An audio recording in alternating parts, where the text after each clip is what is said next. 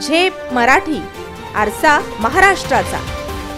धुळ्याच्या माजी आमदार अनिल गोटे यांच्यावर प्राणघातक हल्ल्याचा शिजलाय कट।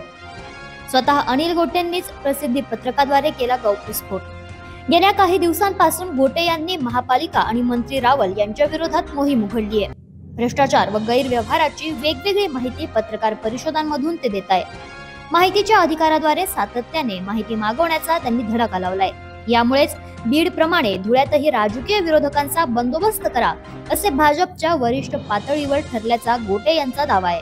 आपल्या कामांची किंवा तक्रारींची दखल घ्यायची नाही असे राज्य सरकार आणि पालकमंत्र्यांनी सक्त आदेश दिल्याचेही गोटे यांनी म्हटले।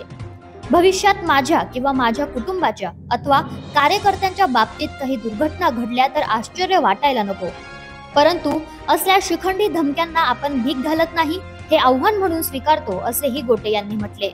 कुठल्याही परिणामांची पर्वा न करता आपण काम सुरूच ठेवणार असल्याची गोटे यांची ग्वाही आहे।